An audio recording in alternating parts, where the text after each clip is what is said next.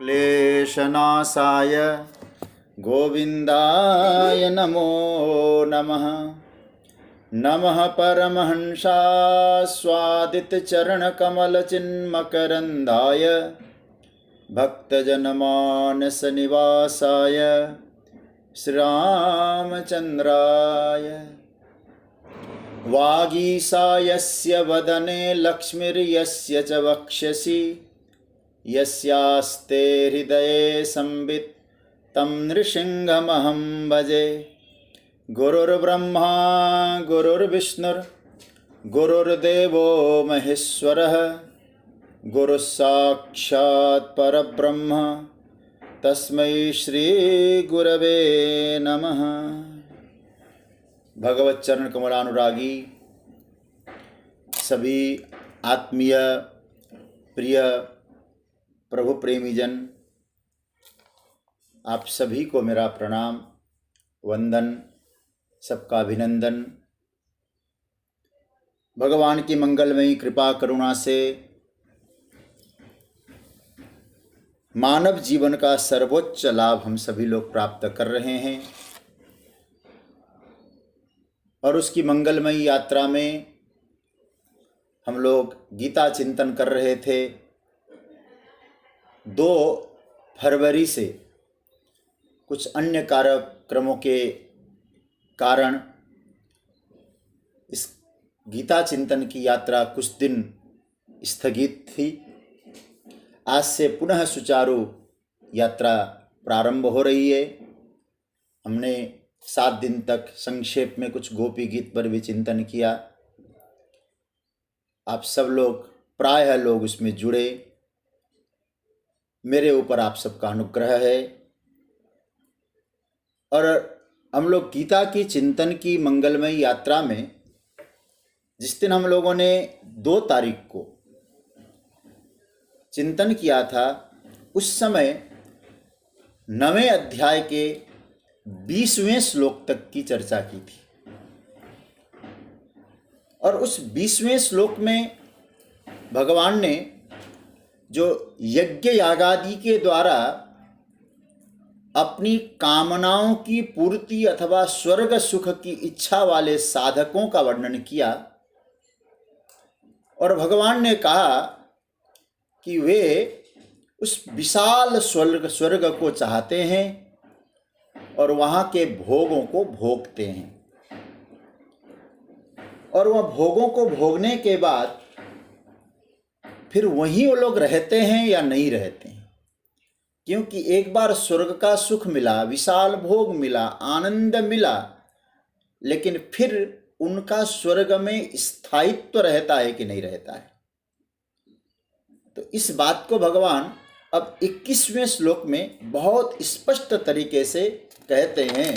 तो इसका तात्पर्य यह होता है, देवत्व की प्राप्ति इतना दुर्लभ शायद नहीं है, देवत्व अमरत्व इत्यादि की प्राप्ति भी इतनी कठिनाई नहीं हो सकती है संभवतः, लेकिन भक्ति की प्राप्ति और निर्भयत्व की प्राप्ति, निर्भयता की प्राप्ति ये बहुत कठिन है। आप देव बन सकते हैं और देवता को प्राप्त होने के लिए, देवता बनने के लिए आपको केवल अपने पुण्य कर्मों की आवश्यकता होती है। लेकिन भक्ति की स्थिति इससे बहुत ऊंची है। इस बात को भगवान यहाँ कहना चाहते हैं, कहीं हमारे जो प्रेमी है, हमारे जो भक्त हैं, उनकी कहीं रुचि स्वर्ग के भोगों के प्रति न हो, इसलिए स्वर्ग के भोगों की असारता, निस्सारता, क्षणिकता का भी भगवान वर्णन कर रहे हैं। तो वहाँ जाने के बाद उसकी स्थिति क्या होगी, स्वर्ग के भोगों को प्राप्त करके वो हमेशा वहाँ रह पाते या नहीं रह पाते, इसका प्रभु ने बड़ा सुंदर वर्णन किया है। आइए उसमें भगवान ने 21वें श्लोक में अब स्वर्ग की हकीकत क्या है, यथार्थ क्या है, वो प्रभु ने वर्णन किया है। मैं बोलूं फिर आप लोग बोलिएगा। ते तं भुक्त्वा स्वर्गलोकं विशालम् क्षीणे पुण्ये मर्त्यलोकं विशन्ति एवं त्रयी धर्ममनुप्रपन्ना गतागतं काम कामा लभन्ते तेतं विशालं स्वर्गलोकं भुक्त्वा पुण्ये क्षीणे मर्त्यलोकं विशन्ति एवं त्रयी धर्मम अनुप्रपन्ना काम कामा गतागतम लभन्ते।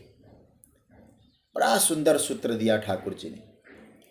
तेतम विशालम स्वर्गलोकम भुक्त्वा, बड़े सरलता से आप इन शब्दों के अर्थ को तो आप समझ जाएंगे। वे जो कर्मरत, ते मतलब वे कौन? जो पहले यज्ञ यागादि कर्म में रत है। किस लिए कर्म कर रहे हैं? हमको स्वर्ग मिले, ये मिले। तो ये जो कर्म में रत जो पुरुष है, विशालम स्वर्गलोकम भुक्त्वा, देखो या संस्कृत का बड़ा सुंदर भाव है, भुक्त्वा, त्वा प्रत्यय, बोले उसके बाद, भुंजते नहीं, मतलब उस विशाल स्वर्गलोक को भोग करने के बाद पुण्य क्षीणे मर्त्यलोकम विशन्ति, पुण्य क्षीण हो गए, पुण्य खत्म हो गए। जिस पुण्य के प्रभाव से आप स्वर्ग में गए थे और पुण्य तो आपके खत्म हो गए। पुण्य क्षीण होने के बाद वैसे लोग फिर क्या करते हैं? मर्त्यलोकम विशन्ति, फिर वापस मृत्युलोक में आ जाते हैं, वापस आ गए। कहते एवं त्रयी धर्मम अनुप्रपन्ना, इस प्रकार से जो वैदिक यज्ञ यागादि धर्म का अनुप्रपन्ना, अनुसरण करने वाले, काम कामा, काम कामा शब्द का अर्थ है फल की इच्छा रखने वाले, गतागतम लभन्ते, गतः जाना, आगतम आना, मतलब आवागमन करते रहते, आते जाते रहते हैं। ये भगवान कह रहे हैं। भगवान कहते हैं कि देखिए, उपासक होना अर्जुन कोई बड़ी बात नहीं। व्यक्ति उपासना कर सकता है। जैसे उपासकों की चर्चा यदि हम लोग करने लगें तो रावण कोई छोटा मोटा उपासक नहीं था। उपासकों की चर्चा करें तो हिरण्यकशिपु बड़ा अच्छा उपासक था। उसके ऊपर से तो महाराज मिट्टी जम गई थी।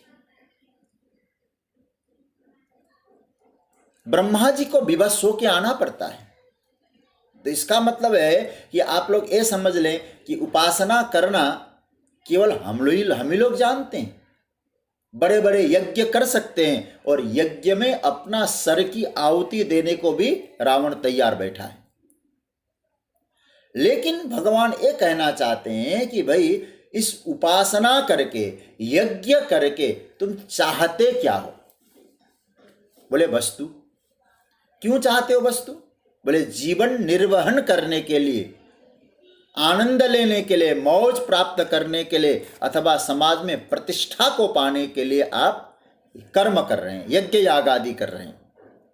तो आप जरा सोचिए, आपका लक्ष्य क्या है? पहले भगवान लक्ष्य है या भोग लक्ष्य है? यदि हमने उपासना की और उपासना करने के बाद भी हमारा लक्ष्य संसार को पाना और संसार को बचाना ही रहा, तो परमात्मा तो लक्ष्य नहीं बन पाया। वहां भोग्य और भोक्ता का जो संबंध है वो रहता है। और वेदांत बड़ा सुंदर सूत्र देता है, भोक्ता और भोग्य का जो संबंध है वो अनित्य है। जब आपने वस्तुओं को ही, नित्य वस्तु को नहीं मांगा, अनित्य वस्तु के लिए आपने साधना की, तो हमारा जीवन नित्य कैसे बनेगा? इसलिए भगवान कहते हैं तेतम भुक्त्वा स्वर्गलोकम विशालम। कहते हैं कि देखिए, आप गीता को एकेडमिकली पढ़ रहे हैं तो 20वें श्लोक में भगवान ने क्या कहा था? थोड़ा सा आपके पास गीता है ना, तो गीता को खोल लीजिएगा। और मैंने संक्षेप में सुनाया था 20 नंबर का श्लोक। भगवान ने 20 नंबर के श्लोक में क्या कहा था? ते पुण्यमासाद्य, इसको जरा आप अंडरलाइन करिएगा। वे पुण्य को लेकर, कहाँ गए? सुरेंद्र लोकम, इंद्रलोक में पहुंचे। क्या लेकर गए थे? क्या पूंजी लेके गए थे? बोले पुण्यम आसाद्य। जैसे हम लोग टूर करने के लिए गए, घूमने के लिए गए, पॉकेट गरम करके जाते हैं ना, तो कहे पुण्य की पूंजी लेकर वे कहाँ गए? इंद्रलोक गए, स्वर्ग गए। और 21वें श्लोक में भगवान ने तुरंत क्या कहा? इसके लिए नीचे भी आप लिख अंडरलाइन करिएगा, नीचे ले क्षीणे पुण्य। अब इन दोनों को मिलाइए, पुण्यम आसाद्य और क्षीणे पुण्य। जब गए थे तो पुण्यम आसाद्य, पुण्य लेकर गए थे, और आए तो कैसे? क्षीणे पुण्य। हो गई खाली मामला हो गया। आप बात को अच्छी तरह समझ रहे होंगे। जैसे होटल में रहने के लिए कोई व्यक्ति गया और जेब गर्म है और फिर वापस क्यों आया भाई? वहीं रहता। बोले जेब खाली हो गया। क्योंकि आपने पुण्य को एक वस्तु पाने के लिए लगाया, भगवत प्रीति के लिए नहीं लगाया। मर्त्यलोक, अच्छा भाई वहां से पुण्य क्षीण हो गए, फिर क्या होगा? बोले मर्त्यलोकम विशंति, फिर आ गए मृत्युलोक में। तो इसका अर्थ क्या हुआ? तो भगवान कहना चाहते, अर्जुन देवता भी अमर नहीं, अमर भले ही कहा जाता होगा, लेकिन अमरत्व तो स्वर्ग में भी नहीं है। दीर्घायु है, अमरत्व नहीं है, और जब अमरत्व नहीं है तो अभयत्व भी नहीं है। हमें तो अमरत्व भी नहीं चाहिए, हमें तो अभयत्व चाहिए। जब तक जीवन है तब तक निर्भय बने रहें। इसलिए श्रीमद् भागवत का जो प्रारंभ कर रहे हैं ना सुखदेव जी, परीक्षित को एक बहुत बढ़िया बात सुना रहे हैं। मानो परीक्षित को क्या सुना रहे हैं? ये तो हमको समझा रहे हैं। परीक्षित, ठीक है, तुमको एक शाप मिला है, 7 दिन के बाद मेरी मृत्यु है, मृत्यु निश्चित है, लेकिन अब शास्त्र चिंतन तुम कर रहे हो, मैं तुमको एक वचन देना चाहता हूं परीक्षित। वो वचन यह है, तुम निर्भय बनो। ठीक है, अमर तो कोई नहीं हो पाया, जब तक तुम्हारा जीवन है तुम्हें निर्भयता चाहिए। कैसा? तुम्हारा सूत्र भगवान कहते हैं, देखो परीक्षित, तस्मात् भारत सर्वात्मा, श्लोक संख्या मुझे याद नहीं है, दूसरे स्कंद के पहले अध्याय का शायद दूसरा या तीसरा श्लोक है, या चौथा हो, 5वां होगा। तस्मात् भारत सर्वात्मा भगवान ईश्वरो हरि श्रोतव्य कीर्तितव्यश्च स्मर्तव्यश्चेच्छता है। ये हमारे लिए एक संकेत है। भगवान कह रहे हैं कि हे परीक्षित, भगवान का भजन, भगवान का कीर्तन, भगवान का नामस्मरण किस लिए होना चाहिए? अमर होने के लिए नहीं होना चाहिए, निर्भय होने के लिए होना है। निर्भय बनना है। साधना आपको अमर नहीं बनाती, साधना आपको निर्भय बनाती। क्योंकि जगत में कोई अमर नहीं हो पाया, अभय बन सकते आप। स्वर्ग में आप दीर्घायु को पा सकते हैं, दीर्घजीवी बन सकते, दिव्यजीवी नहीं बन सकते। क्या होगा वहां? बोले क्षीणे पुण्य मर्त्यलोकम विशंति। पुण्य क्षीण हो गए, फिर वापस आओ भाई। तो इसका अर्थ यह है, हमें जीवन में सोचना है, हे सरकार जब तक जिए निर्भयता से जिए। 3 सूत्र पकड़ना, निर्भयता, निश्चिंतता और निर्द्वंदता। निर्भयता, निश्चिंतता और निर्द्वंदता केवल केवल केवल भगवत शरणागति से प्राप्त होती। तो भगवान यहां कह रहे हैं, ये सब क्या? एवं त्रयी धर्म मनुप्रपन्ना। इस प्रकार से त्रयी धर्म, वैदिक कर्म कांड, हमको कुछ ये करना है, स्वर्ग प्राप्ति के लिए काम करते रहेंगे, ऐसा करते रहेंगे, ऐसा करते रहेंगे, इनके लिए भगवान कहते हैं गतागतम काम कामा। गतागतम, ये जाते हैं आते हैं, जाते हैं आते हैं, क्यों? काम कामा। यहाँ एक सूत्र पकड़ लीजिएगा, काम कामा, ईश्वर कामा नहीं। क्योंकि उनकी दृष्टि में परमात्मा है ही नहीं, परमात्मा की कोई लक्ष्य नहीं है। क्या है? बोले काम कामा, हमारी कामना की पूर्ति हो जाए। बढ़िया भाई, बहुत सुंदर। मुझे ये नाम देखिए, क्या बढ़िया भगवान ने नाम दिया, ये जना काम कामा, ये लोग काम कामा है। ऐसे लोगों की चरम उपलब्धि क्या है? बोले स्वर्ग आदि, स्वर्ग मिल जाए तो लोक को, ऐसे लोक को आप क्या कहेंगे? बोले गतागतम। काम कामा गतागतम लभन्ते, ए काम कामा ही ते लभन्ते गतागतम। मतलब ते गच्छन्ति मर्त्यलोके विशन्ति, वे जाते हैं फिर आते हैं, फिर पुण्य किया फिर जाते हैं फिर आते हैं, तो आवागमन का चक्र उनसे छूटता नहीं है। किसका? स्वर्ग में पहुंचने वालों का भी। गतागत। इसका इन दोनों श्लोकों में, मैं इन श्लोकों की बहुत विस्तार से चर्चा नहीं करूंगा। जो आगे जो 22वां श्लोक आया है, ये 9वें अध्याय का प्राण श्लोक है, उसकी हम चर्चा करेंगे। लेकिन इसमें इतना ही समझ लेना, इन जो 2 श्लोक में परमात्मा ने भोगों की पूर्ति के लिए उपासना करने वाले धार्मिक लोगों की चर्चा की, उपासकों की चर्चा की। मैं फिर क्या बोल रहा हूं? तो वहां भगवान ने 20 श्लोक और 21वें श्लोक में अपनी भोग की पूर्ति करने वाले तथा कथित उपासक और धार्मिक लोगों की चर्चा की। लेकिन अब जो भगवान कहते हैं, जो तीसरे प्रकार के लोग होते हैं, वो तो बड़े विलक्षण होते हैं, बड़े विलक्षण होते हैं। महाराज कैसे विलक्षण होते हैं? बोले वो बड़े निश्चिंत रहते हैं। क्योंकि स्वर्ग वाला कभी निश्चिंत नहीं हो सकता, कभी निर्भय नहीं हो सकता, कभी निर्द्वंद नहीं हो सकता। इसलिए आपने देखा होगा, पुराणों में भी कथा सुनते हैं ना, स्वर्ग का राजा है इंद्र, और इंद्र की स्थिति क्या है? कोई पुण्य भी करता है ना डरता है। कोई पुण्य भी कर रहा है, नारद जी बैठ गए साधना करने के लिए, तो इंद्र घबरा गए, नारद जी साधना करके कहीं हमारी गद्दी न छीन ले। तो आप जरा सोचिए, इसलिए तो सरस्वती ने कहा ऊंच निवास नीच करत होती। निवास तो ऊंची मिली, लेकिन तुम्हारा सोच कैसा है, विचारधारा कैसी है? लेकिन जो भक्त होता है वो निश्चिंत होगा, निर्भय होगा और निर्द्वंद होगा। क्यों होगा? क्योंकि वो मालूम है सब कुछ परमात्मा के द्वारा चल रहा है। मैं उसको छोड़ के क्या चाहूं फिर? क्योंकि जिसको चाहूंगा वो मेरे पास रहेगा नहीं, रखने की कोशिश भी करूंगा तो रहेगा नहीं, और परमात्मा हमें छोड़ेगा नहीं। तो परमात्मा नित्य हमारे साथ है, और परमात्मा से अतिरिक्त चाहे स्वर्ग से लेके संसार की संपत्ति हम न रख पाएंगे, न हम यहां रह पाएंगे। बात समझना, न हम रह पाएंगे न हम रख पाएंगे। तो निश्चिंतता पाने के लिए क्या करना चाहिए, और निश्चिंत कौन होता है?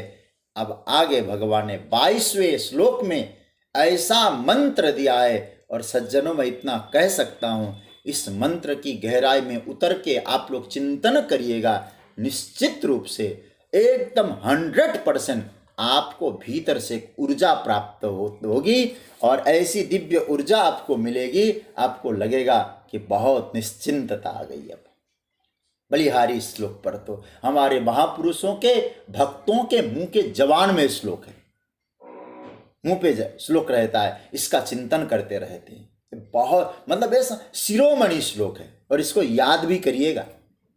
बहुत सुंदर श्लोक, मैं बोलूं फिर आप लोग बोलिएगा। 22वां श्लोक प्राण है गीता के 9वें अध्याय का, मैं बोलूंगा। अनन्याश्चिन्तयन्तो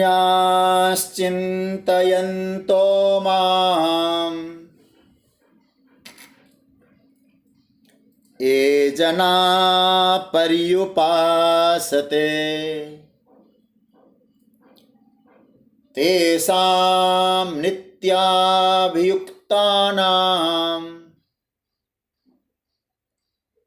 योगक्षेमं वहाम्यहम्।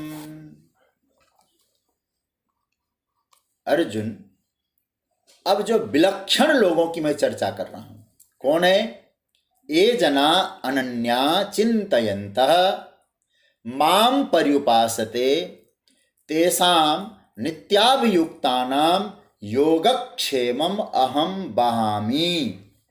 हे अर्जुन, ये जना अनन्या चिंतयन्तः।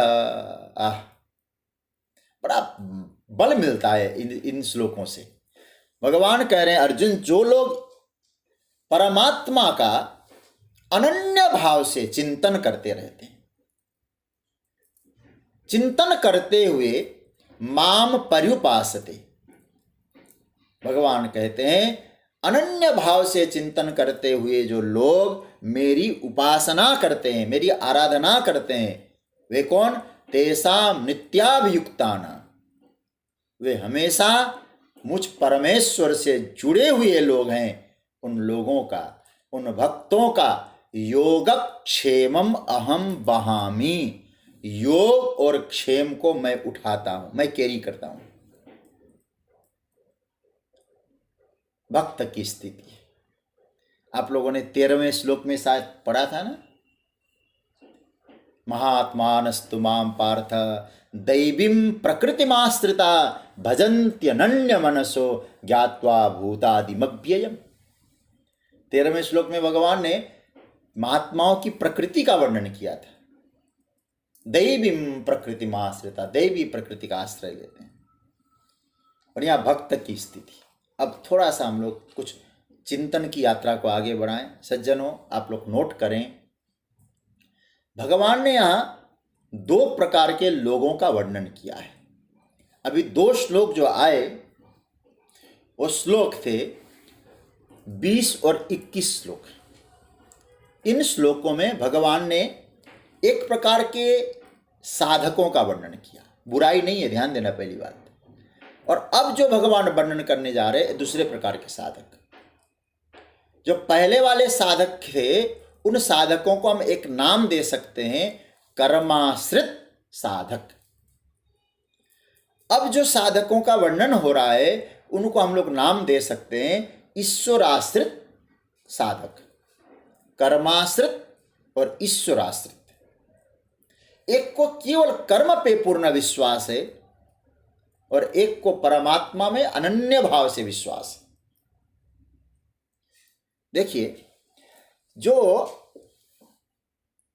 कई बार ऐसा होता है, जो कर्माश्रित लोग होते हैं ना, कर्म को ही आश्रय लेने वाले लोग होते हैं, वे कई बार ईश्वर के आश्रय लेने वाले लोग, अथवा यूं कहा जाए ईश्वर के आश्रय को वे लोग बाधा समझते हैं। कई बार ऐसा होता है। वे कहते हैं देखो भाई, ये जो अधिकतर भगवान का भजन करने वाले होते हैं ना, ये तो निकम्मे हो जाते हैं। ईश्वराश्रित ऐसे होते हैं, केवल भगवान को रटे लगे थे। और दूसरी बात, डरपोक भी होते हैं। क्या होगा परमात्मा का भजन करने से? काम करो, व्यवहार करो ठीक से। इसका मतलब वे भगवान का भजन नहीं करते, ऐसी बात नहीं कर रहा हूं मैं। वे भी जो कर्माश्रित होते, वो भी कहते चलो अगरबत्ती जला देते हैं, 2 बार राम राम कर लेते हैं। लेकिन आपको एक बात समझने की आवश्यकता है, वे थोड़ी बहुत भक्ति उनके पास हो भी, देखा देखी करते भी हों, लेकिन भगवान कहते हैं मुख्य आश्रय काम कामा लभन्ते। केवल अपने भोगेच्छा की पूर्ति, कामना की इच्छा की पूर्ति वे लोग करे रहते हैं। और भक्ति के विषय में उनके मन में कई प्रकार की विभिन्न धारणाएं होती है। भक्त ऐसे। लेकिन एक बात मैं आपसे एक बात कहूं, भक्त के विषय में महिमा समझना हो तो ये श्लोक थोड़ा पकड़ना। भक्त कर्म त्यागी नहीं होता है, पहली बात। जो कर्माश्रित तो भगवान कहते हैं ना पहले वाले को, भक्त भी कर्माश्रित हो सकता है, लेकिन किस प्रकार का कर्माश्रित होगा इसको समझना। कर्म भ्रष्ट भक्त नहीं होगा। कुछ लोग कर्मवादी लोग कहते हैं भक्ति तो कर्म भ्रष्टों का है, बोले कुछ काम करना नहीं, राम राम जपना। अरे भाई, ऐसी बात नहीं है। वे उस कर्म की श्रेणी से थोड़ा ऊपर उठे हैं। कैसे ऊपर उठे हैं? थोड़ा सा चिंतन करना। जैसे कोई व्यक्ति 12 क्लास में पढ़ाई कर रहा है, 12, और वो पहली, दूसरी, 5वीं, 8वीं सब पास करके ही तो गया है। उसका जो 12 क्लास है, 12वीं कक्षा है, उस 12वीं कक्षा में वो संपूर्ण समाया हुआ है।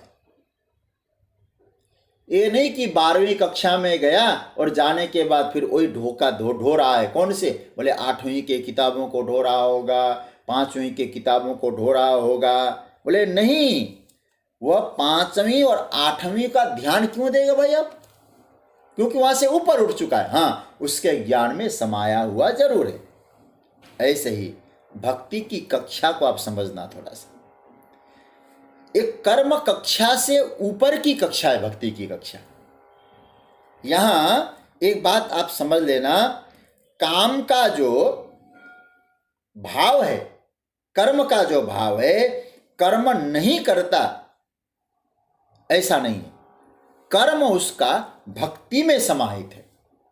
उसकी जो भक्ति है, उस भक्ति में उसका कर्म समाहित है। थोड़ा समझना पड़ेगा आपको। जैसे मैं उदाहरण के तौर पे कहूं, उदाहरण तो इतना श्रेष्ठ उदाहरण नहीं है। आजकल जैसे 2000 का नोट आया, 2000 का जो नोट है आपके पास, उस 2000 के नोट में 100 रुपया है कि नहीं? आप जरा सोचिए। आपके पास 1 रुपया है, 1 रुपया में 54 अठन्नी है कि नहीं है? वो भी है, लेकिन अब आप 1 रुपया लेकर 54 अठन्नी 1 रुपया में खोजो तो कैसे बनेगा? अरे 4 54 से 1 रुपया हुआ, 2 अठन्नी से 1 रुपया हुआ, 500 के 4 नोटों से 2000 का नोट हो गया। तो वहां समाया हुआ है। मतलब क्या हुआ? अब कोई आप कहें कि 2000 के नोट में 500 का नोट कहाँ है? अरे भाई वहां है। ऊपर की कक्षा में जब हम लोग भजन करते हैं तो पहले की जो साधना है उसमें समाहित है। भक्ति के विषय में इतना ही कहा जा सकता है, कर्तव्य भ्रष्ट नहीं होता है भक्त। पहली बात, जो कर्म की बात कर रहे हैं ठाकुर जी, कर्तव्य भ्रष्ट भक्त नहीं होता। क्यों? भक्त जो होगा वो चिंतन करेगा, कर्तव्य भ्रष्ट होके नहीं करेगा। इसकी भूमिका के आधार पर मैं कह रहा हूं, इस श्लोक की भूमिका पर। हनुमान जी हुए कर्तव्य भ्रष्ट, भरत जी, लखन जी, आप थोड़ा सोचें। अर्जुन, हाँ होना जरूर चाह रहा था अर्जुन, प्रभु ने बचाया। सुग्रीव कर्तव्य भ्रष्ट होने की कोशिश कर रहा था, हनुमान जी ने समझाया। तो इसका मतलब है कोई भक्त होगा तो बिगड़ा हुआ जो भक्त होगा, कभी उस बिगड़ा हुआ भक्त श्रेष्ठ भक्त उसको समझा सकता है। हनुमान जी कहते हैं, अरे सुग्रीव तुझे मालूम है जिस बाण से भगवान राम ने बाली का वध किया है ना, वो बाण उनके तरकस में अभी मौजूद है। इसलिए तुम ये समझते हो कि मैं जो भी कर लूं चलेगा। बोले नहीं चलेगा अर्जुन, सुग्रीव। तो बाद में भगवान ने लक्ष्मण को भेजा, कर्तव्य से भ्रष्ट होने जा रहा था, बचाया। तो इसका अर्थ क्या है? भक्त जो होगा कर्तव्य भ्रष्ट नहीं होगा। लेकिन कई बार जो कामा लोग होते हैं भक्ति को कर्तव्य भ्रष्ट समझते हैं। भक्ति का तात्पर्य क्या है? मैं केवल इतना कहूंगा, भक्त जो होगा वो कर्तव्यनिष्ठ होगा। उसका कर्तव्य उसकी भक्ति में समाया है। भक्ति माने लापरवाह नहीं है, पहला सूत्र। चिंतन परमात्मा का है। देखिए दूसरा भाव एल थोड़ा समझ लेना। कर्तव्य की बात तक तब कब आती है? कर्तव्य लेता ही नहीं भक्त, तो कर्तव्य से भ्रष्ट कैसे हुआ? आज थोड़ा सा आप समझ लेना इस श्लोक की भूमिका जानने के लिए मैं आपसे कह रहा हूं। देखिए ये बात आप जरा समझने, ध्यान देना इस बिंदु पर। भगवान कहते हैं, देखो भ्रष्ट कब होता है व्यक्ति? जब आप किसी पद को तो लो, उससे संबंधित कर्तव्य न करो। भक्त के संबंधित कर्तव्य क्या है? यदि हम भक्त होना भी चाहें तो भक्त के संबंधित कर्तव्य क्या है? तो भगवान उस कर्तव्य को कह रहे क्या? अनन्यास चिंतयन्तः। भक्त का कर्तव्य है। भक्त का कर्तव्य क्या हुआ? अनन्य भाव से चिंतन करना। आप भक्त भी बनो और भगवान कहते तुम अनन्य भाव से मेरा चिंतन न करो, आश्रय दूसरे का लो, फिर भक्त कैसे बनोगे? तो भगवान कह रहे हैं देखो, जब आप किसी पद को ले लेते हैं फिर उससे संबंधित जो कर्तव्य है आप उस कर्तव्य को न करें तो आप कर्तव्य भ्रष्ट कहलाएंगे। अब जैसे उदाहरण के तौर पर कोई पिता बना तो पिता के कर्तव्य को न करे तो पिता के कर्तव्य से वो भ्रष्ट हो गया। ठीक है, ये बात आप थोड़ी देर पकड़ना। लेकिन कोई ब्रह्मचारी है, आजीवन बाल ब्रह्मचारी है। अब उस आजीवन बाल ब्रह्मचारी को आप पिता के कर्तव्य से भ्रष्ट हुआ क्या मान सकते हैं? क्योंकि पिता के कर्तव्य को उसने लिया ही नहीं, तो कर्तव्य भ्रष्ट कैसे हुआ? अरे भाई, हमसे कोई कहे कि तुमने जो है वो डीएम का जो कर्तव्य ठीक से नहीं निभाया। अरे भाई, हमारा डीएम का कर्तव्य ही नहीं है। जो कर्तव्य मैंने लिया है उस कर्तव्य को निभाना। यदि आप यज्ञ का कर्तव्य कर रहे हैं तो आप यज्ञ का कर्तव्य करें, लेकिन भगवान कह रहे यदि आप भक्ति की यात्रा में और भक्त भी बन रहे हैं, भगवान कहते मेरा आश्रय में रहना तेरा कर्तव्य है और मेरे आश्रय को त्याग कर अन्याश्रय हो जाना ये तुम्हारा कर्तव्यच्युत है। जो मैं भूमिका के आधार पर आपसे सामने बात जो कर रहा था, ये कहना भगवान का है मेरा आश्रय लेने के बाद कर्तव्य से विमुख होना, भक्ति के कर्तव्य से। लेकिन आप जरा सोचना, अब रमण महर्षि को कोई कहे, रमण महर्षि ने कोई कर्तव्य नहीं लिया, किया नहीं, कोई कर्तव्य निभाया नहीं। भाई पहले ये समझो, रमण महर्षि ने कर्तव्य लिया है क्या? लिया होता तो निभाते। मैं इतना ही कहूंगा, भक्त कौन है?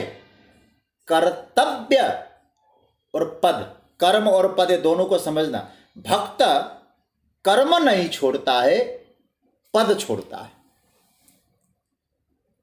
भ्रष्ट क्यों हुआ? साधक भ्रष्ट कब होता है? साधक भ्रष्ट तब होता है पद से तो है उसको प्रेम, पर कर्तव्य से लापरवाह। ये आप नोट कर लीजिएगा। भ्रष्ट कब होता है व्यक्ति? जो पद है हमारा, उस पद से तो हमें प्रेम है, लेकिन उस पद में जो कर्तव्य है उस कर्तव्य से हम लापरवाह है, तो हम भ्रष्ट हैं। तो हम यदि भक्त बनना चाहते हैं तो भक्त का पद आपको मिल जाएगा, लेकिन भक्त का जो कर्तव्य है उससे लापरवाह नहीं होना है। भक्त बेपरवाह हो सकता है लेकिन लापरवाह नहीं हो सकता। ठीक है, आप कोई ऐसा उदाहरण दो, भक्त कोई लापरवाह रहा हो, उदाहरण नहीं मिलेगा आपको। तो इसलिए भक्त क्या सोचता है, मुझ शरणागत परमात्मा के शरणागत में रहना है, मैं उनका शरण में हूं। ये भक्त वे नहीं है अर्जुन जो काम कामा लभंते, ऐसे भक्त नहीं है। मतलब क्या समझते हैं कि महाराज मैं तो उनके शरणागत हूं। तो किसी ने कहा प्रभु आप क्या बात कर रहे हैं, हमारी भी तो कोई जरूरत है।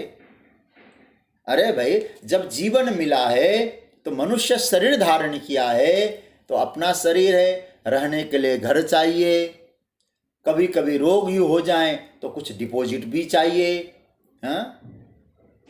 व्यवस्था बनानी है, शीत गर्मी का मौसम आता है, कपड़े भी चाहिए।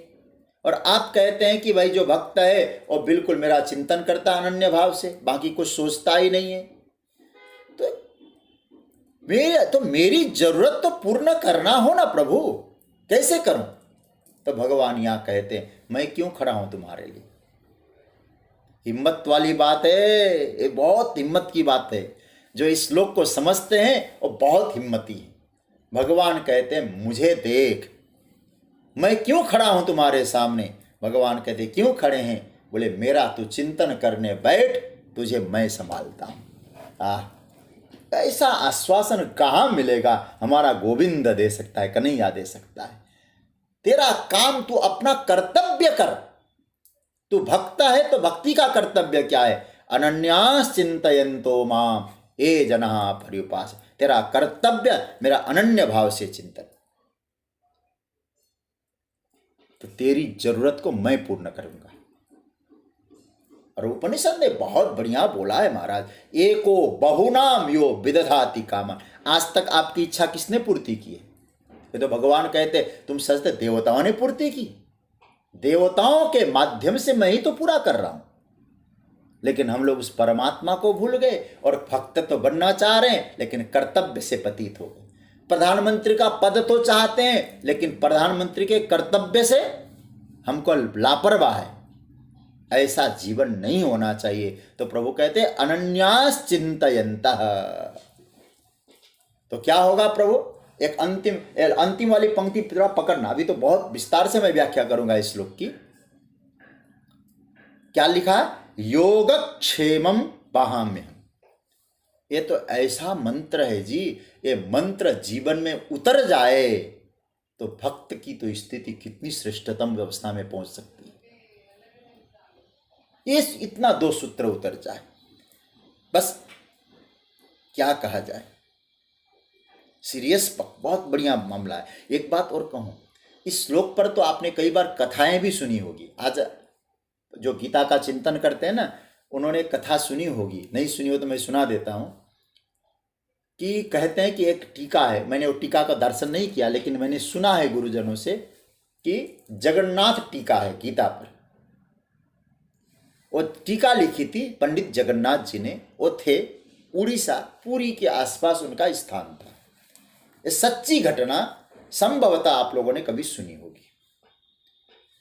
जब जगन्नाथ टीका पर पंडित जगन्नाथ जी टीका लिख रहे थे तो इस श्लोक में पहुंचे, 22वें श्लोक में। टीका लिखते लिखते क्या बोलने लगे? अनन्यास चिंतयन्तो माम ये जना पर्युपासते तेषां नित्याभियुक्तानां योगक्षेमं वहाम्यहम्। भगवान ने कहा अर्जुन, तुम्हारे योग और क्षेम को मैं वहन करता हूं, मतलब मैं उठाता हूं। तो पंडित जी को लगा कि महाराज इसमें थोड़ी सी गलती हो गई। भगवान उठा नहीं सकते किसी के योग और क्षेम को। हाँ, एक काम हो सकता है, भगवान ददामी, ये तो बोला जा सकता है। ददामी मतलब उनको योग और क्षेम मैं देता हूं। पहले योग और क्षेम को समझना। जगत गुरु शंकराचार्य भगवान ने योग का अर्थ किया क्या? कि अप्राप्तस्य प्रापणम योगः तद रक्षणम क्षेम। आप नोट कर लीजिएगा, जो अभी अप्राप्त है उसकी प्राप्ति का नाम है योग, और जो प्राप्त है उसकी रक्षा का नाम है क्षेम। ठीक है? तो भगवान कहते हैं योग और क्षेम, जो तुम्हें अप्राप्त है वो मैं प्राप्त करवा देता हूं, और जो अप्राप्त है उसकी रखवाली करता हूं, उसको रखता भी। आप समझ रहे हैं बात को? तो पंडित जगन्नाथ जी सोचने लगे ये बिल्कुल समझ से परे की बात है कि भगवान ऐसा क्या? हाँ, तुम्हें योग देता हूं, तुम्हें क्षेम देता हूं, मैं अपने आप ढो लेता हूं, ये तो बड़ा गलत है। उन्होंने कहा कि इसमें थोड़ी गलती है। एक काम करते हैं, योगक्षेमं ददाम्यहम्। वहाम्यहम् न काट दिया उन्होंने, एक लाल स्याही से ददाम्यहम् बना दिया वहाम्यहम् की जगह। मैं केरी करता हूं नहीं, मैं उठाता हूं नहीं, मैं देता हूं। तो कहते पंडित जी अपना उस दिन की टीका को बंद कर दिया, बोले इसको काट दिया, बाद में कल लिख लूंगा। और तो कहते समुद्र स्नान करने चले गए। समुद्र स्नान करने के लिए पंडित जी चले गए। थोड़ी देर में क्या होता है, एक महाराज बोझा लेके, छोटा सा बालक, मंद मंद स्वरूप, क्या सुंदर दिव्य महाराज, सुंदर कपोल, मधुर हास्य, बहुत चारु स्वरूप, सुंदर स्वरूप। ऐसा स्वरूपवान बालक कुछ बोझा लेकर आया है और गाल पे 5 उंगलियों के निशान, लाल लाल रक्त टपक रहा है और कई जगह चोट के निशान। पंडितानी से कहा कि माताजी ये लीजिए सामान। कहां से आया? बोले ये आपके प्रसाद की व्यवस्था के लिए किसी ने भेजा है, रख लीजिए। सुंदर बालक देखकर कहने लगे, अरे तो तुझे क्या, किसने दुर्दशा की बेटा? तेरे गाल पे लाल लाल निशान, किसी ने तुमको मारा है, खून रक्त बह रहा है, किसने किया है सब? बोले किसी ने नहीं, आपके पतिदेव पंडित जगन्नाथ जी ने। क्या कहते हो? वो तो बड़े दयालु है। बोले दयालु है तो मैं नहीं जानता, लेकिन उन्होंने मुझे ये दुर्दशा मेरी जो की है, आपके पति पंडित जगन्नाथ जी ने की है। इतना कह के सामान रख दिया, अपने आप ढोके लाया और चला गया बालक। पंडित जी जैसे आए वापस घर पे, बस पंडितानी आज फायर। आपको लज्जा नहीं आती? उस छोटे बालक ने क्या बिगाड़ा था आपका? और आपने उसके मुखमंडल पे, कितना सुंदर शोभा उसकी मुख की, और आपने थप्पड़ जड़ दिया, रक्त बहने लगा। आपने ऐसा काम क्यों किया? पंडित जी भी चौंक गए। बोले मैं किसको मारता? बोले आप झूठ मत बोलिए, वो बालक कह रहा था आपने मुझे मारा। आपने ऐसा क्यों किया? पंडित जी ने सोचा कि मैंने तो किसी को नहीं मारा। नहीं नहीं नहीं, सत्य है। तब उनको लगा नहीं, गीता के प्रत्येक शब्द कृष्ण के स्वरूप है। भगवान की वाणी, भगवान का जो वक्तव्य है गीता में जो आया है, ये वक्तव्य नहीं है, कृष्ण का व्यक्तित्व है। सज्जनों, मैं फिर आपको दोहरा दूं, गीता के प्रत्येक वक्तव्य प्रभु श्री कृष्ण का व्यक्तित्व है, स्वरूप है। एक श्लोक को भी हम काट नहीं सकते, एक श्लोक को हटा नहीं सकते, क्योंकि श्री कृष्ण ने जो कहा है वो सत्य कहा है। मेरे गुरुदेव कहा करते थे, बेटा गीता इसलिए सत्य नहीं कि भगवान ने कहा है, गीता इसलिए सत्य है कि वह सत्य कहा है। तो कहते पंडित जी को याद आया, ओ गीता में हृदयम पार्थ, गीता की महिमा गान करते हुए भगवान कहते गीता तो परमात्मा का स्वरूप है, परमात्मा का हृदय है। आज मैंने वो अक्षर को नहीं काटा, परमात्मा के शरीर को काटा है, परमात्मा के देह को काटा है। नहीं सरकार, आप जो वहां में हम कहते बिल्कुल ठीक है। जो शरणागत भक्त है उनके जीवन के योग और क्षेम को आप वहन कर रहे हैं, क्योंकि आप ही अनाज लेके आ रहे हैं, आप ही उसकी रक्षा कर रहे हैं। सज्जनों, गंभीरता से में जाकर आप लोग कभी चिंतन करिएगा। जो भगवान की वाणी पर आपको विश्वास हो तो कह सकते हैं योगक्षेमम वहाम्य। मैं तो बहन करता हूं अर्जुन, उठाता हूं उनके योग और क्षेम को। इसका सीरियस पक्ष समझना थोड़ा सा। ये शब्द जीवन जीने के लिए एक संबल है। केवल हम लोग एक एरिया में रह जाएं, बस ये हो जाए, ये हो जाए, ये हो जाए। जब आप योग क्षेम की स्थिति में है सज्जनों, तो आपको इतना ही कहूं मैं, अनन्य भाव से प्रभु का भजन करो। क्यों? बोले आप भक्त है तो अपना कर्तव्य समझो। यदि भक्त का पद लिया है तो भक्त का पद जब वो कह रहा है, इसलिए मैं अंतिम बात को लेकर बात आ रहा हूं, फिर उसकी बाद में चर्चा करूंगा। योगक्षेमम वहाम्यम। अच्छा सोचिए, सबसे ज्यादा चिंता जब मनुष्य शरीर धारण करके आए हमारी क्या होती है? कभी आप सोचना जरा। 2 ही चिंता रहती है, योग की और क्षेम की। प्राय चिंता सभी, हमारी चिंता, आपकी चिंता यही रहती है। क्या कहती है? क्या रहती है? बोले ये चीज हमको चाहिए, ये चीज हमको एकत्रित करना है। हम कर्म क्यों करते हैं? उसको पाने के लिए तो कर रहे हैं, किंतु पाए तो उसको रखना भी है, पाने के बाद रखना है। तो जब हमने होश संभाला, पढ़ाई पूरी हो गई 15 20 22 वर्ष के बाद, 50-60 वर्ष तक हम करते क्या रहे? प्राय हमने यही काम किया। दो सूत्र में हमारा जीवन पहुंच रहा है, योग में और क्षेम में। जो है नहीं उसको प्राप्त करें, जो प्राप्त है उसकी रक्षा करें। ये दो एरिया, ये परिधि, इन एरिया के भीतर हमारा जीवन हुआ है। 50-60 साल तक फिर इसी को चल करते रहते, बोले इसमें रहना है, इतना करना है, ये करना है।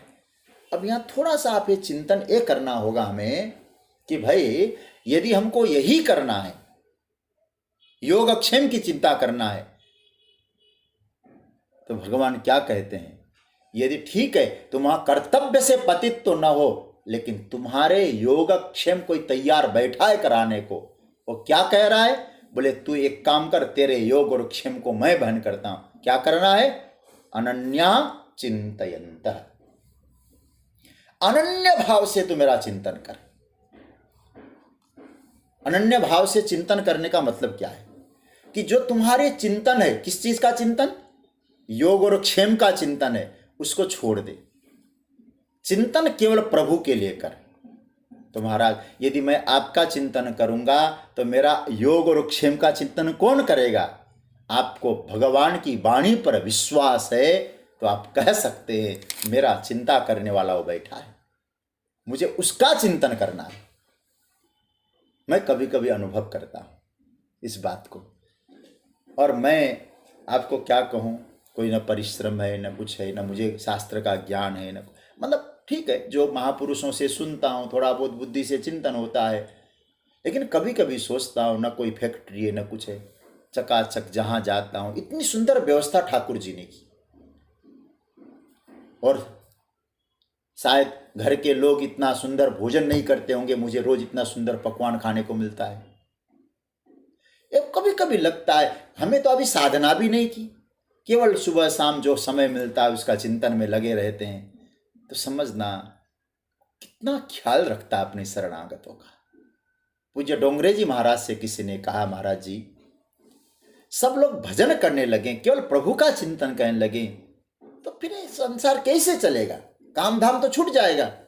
पूज्य डोंगरे जी महाराज क्या बढ़िया बात इसी श्लोक का आधार लेके कहते, यदि जब तुम इतने निष्ठा से भजन करने लग जाओगे, प्रकृति के नियम बदल जाएंगे, और जहां तुमको दूध की आवश्यकता होगी दूध की नदियां बहेगी, दही की आवश्यकता होगी दही की नदियां बहेगी। लेकिन तुम चिंतन तो करके देखो, वो हमारा चिंता करने के लिए बैठा है। कहते तुम्हारा चिंतन, तुम्हारे लिए योग और क्षेम की चिंता मैं कर रहा हूं, तुम्हें क्या करना है? भगवान कहते हैं अनन्या बनो पहले। इसलिए पहला सूत्र पकड़ना, अभी तो इसकी व्याख्या कल भी चलेगी। अनन्याः न अन्या इति अनन्या, पहला शब्द भगवान का यहां भक्त के लिए, अन्यों का आश्रय छोड़ो। अन्यों का आश्रय छोड़ना पड़ेगा, लेकिन अन्यों का आश्रय छोड़ने के लिए क्या करना होगा? पहले उस आश्रय को पकड़ना होगा। भगवान को पकड़ो, अन्याश्रय छोड़ो। दो कदम है हमारे। देखिए कभी कभी क्या होता है, अभी भगवान को तो पकड़ नहीं पाए और भावुकता में आके सब कुछ छोड़ दिया। बोले ये छोड़ना नहीं है, ये तो अभिव्यक्ति है। जैसे हम कहीं चलते भी है ना, तो पहला पैर उठता है, और आपका जो पहला पैर अच्छी तरह से ठोस भूमि पर पड़ा तो दूसरा पैर छोड़ना नहीं पड़ता, अपने आप छूटता है, अपने आप वहां से उठता है। इसका अर्थ क्या हुआ? जो पहला पैर उधर बढ़े तो दूसरा पैर स्वयं उठेगा। अविवेक पूर्वक छोड़ना है भक्त का लक्षण नहीं। तो इसका अर्थ क्या हुआ? भगवान का आश्रय मिलता है, और भगवान का आश्रय जो गंभीरता से लेते हैं तो अन्याश्रय छूटता है। अन्याश्रय से पैर उठ जाता है। पैर उठा, और याद रखना एक बात और कहूं, जैसे पैर आपने उठाया आगे वाला, और आगे वाला अच्छी तरह से, कोई दलदल तो नहीं है, कहीं दबेंगे तो नहीं, हम कहीं नीचे दलदल में चले तो नहीं जाएंगे, इस यहाँ फिसलन तो नहीं है, पटक तो नहीं जाए, गिर तो नहीं जाएंगे। आपने देखा ठोस है, तब क्या होगा? तब जाके पहले वाला जो पैर है वो जम गया। तो फिर क्या हुआ? पिछला तो उठना ही था। तो भगवान कहते पहले तुम मेरा अनन्य भाव से भजन करो। इसलिए देखो, अनन्या का अर्थ है पहले भजन करो, अन्याश्रय छूट जाएगा। पहला रखा ही नहीं और पिछला उठा लिया तो क्या होगा? आप सोचिएगा, पहला आपने रखा ही नहीं आगे और पिछला उठा लिया पैर, फिर उछल कूद हो जाएगा ना, उठा पटक हो जाएगा। उछलना और कूदना कोई भक्ति नहीं है। तो साधना भजन हो, भगवत चरण में पूर्ण आश्रित हो, तब जाकर पिछला पैर उठेगा। आश्रय की मजबूती हो तब अन्याश्रय का त्याग होता है। लेकिन एक बात निवेदन करो, पहला पैर रखने के लिए जगह टटोलना भी बहुत जरूरी है। हम टटोलेंगे नहीं, दोनों पैर जहां जमे हैं वहीं जमाए रखेंगे, टटोलने का प्रयास ही नहीं करेंगे, उठाएंगे ही नहीं, तब तो फिर अन्याश्रय तो आप पर अनन्याश्रय नहीं होगा। भगवान कहते अनन्यास चिंतय, अनन्य नहीं बनेंगे हम। देवर्षि नारद ने अनन्य शब्द की व्याख्या की, जो भगवान कहते हैं अनन्यास चिंतयन्तो माम। अनन्य शब्द की व्याख्या देवर्षि नारद ने भक्ति दर्शन में की। बड़ा सुंदर ग्रंथ है देवर्षि नारद का भक्ति सूत्र, 84 सूत्र है। उसमें देवर्षि नारद कहते हैं अन्याश्रयाणाम त्यागो अनन्यता। ईश्वर से अतिरिक्त जो भी आश्रय है उसका आश्रय आपका छूट जाना चाहिए। छोड़ना नहीं, छूटना। देखिए, मजबूती से हमको पकड़ लें, हम प्रभु को पकड़ लें, फिर उधर से छूट जाए, उसका नाम है अनन्यास। तो साधक कौन है? अनन्या। अनन्या शब्द का अर्थ होता है न अन्या, और किसी के नहीं। किसके? बोले बस उसके, और बाकी किसी के नहीं। आप इस बात को बहुत गंभीरता से समझना। जब ये भाव भक्त के मन में आए, हम केवल केवल केवल भगवान के ही हैं, ये भाव जब जीवन में उतर के आ जाएगा तो आपके जीवन में अनन्याश्रय हो जाएगा। इसलिए अनन्या न अन्या, हम और किसी के नहीं। अच्छा विचार करो, पतिव्रता नारी किसकी है? पति की है। केवल पति की है। अन्यों की सेवा हो सकती है लेकिन संबंध केवल उससे है। इसी तरह से जो भक्त कौन है? व्यवहार दूसरा है, सेवा हो सकता है संसार की, लेकिन वो केवल अन्य नहीं, अन्यों का नहीं है, केवल अनन्या है, परमात्मा का ही है ये साधक। जगत गुरु शंकराचार्य भगवान अनन्या शब्द का अर्थ की करते हैं ब्रह्मनिष्ठा। अनन्या ब्रह्मनिष्ठा, जो परमात्मा में, ब्रह्म में जिसकी निष्ठा है वो अनन्य है। लेकिन साधक के लिए कहा जा सकता है सिद्ध की अवस्था है। ब्रह्मनिष्ठ वाली जो बात है सिद्ध की अवस्था है, लेकिन साधक की अवस्था क्या है? साधक के लिए पराश्रयता छूट गई, ईश्वराश्रयता बन गई, यह अनन्या है। अब आप कह सकते हैं, क्या कह सकते हैं? जब अनन्याश्रय हो गया तो मीरा की तरह आप कह सकते हैं मेरे तो गिरधर गोपाल दूसरो न कोई। यदि आपकी ईश्वराश्रयता दृढ़ हो गई, आप अनन्य हो गए, तब आप मधुसूदन सरस्वती जी की तरह कह सकते हैं कृष्णात् परम किमपि तत्त्वम हम न जाने। ये मधुसूदन सरस्वती ने लिखा। वो बड़े अच्छे वेदांती थे, बड़े ज्ञानी थे, लेकिन एक बार वृंदावन में क्या गए तो नंद नंदन श्याम सुंदर की रूप माधुरी का जैसे उन्होंने पान किया, कन्हैया के बनकर रह गए और कन्हैया का चिंतन करने लगे और उन्होंने श्लोक लिखा। और आपको मालूम है वेदांत का दिव्य ग्रंथ है अद्वैत मार्तंड खंडन खंड खाद्य। कैसा दिव्य ग्रंथ! अद्वैत सिद्धांत के ऐसे महापुरुष एक श्लोक आता है उनका, मैं कौन था, स्वानंद सिंहासन लब्ध दीक्षा। मैं तो अपने आनंद के सिंहासन पे रहने वाला, लेकिन क्या किया, बोले कन्हैया ने मेरे दिल को चुराया। सठे न केनापि वयम हटे न, दासी कृता गोप बधू बिटे न।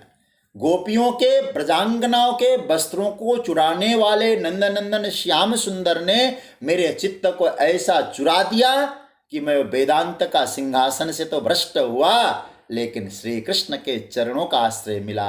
अब हमें मालूम है कि मैं और कुछ नहीं जानता, कुछ तो जानते होंगे।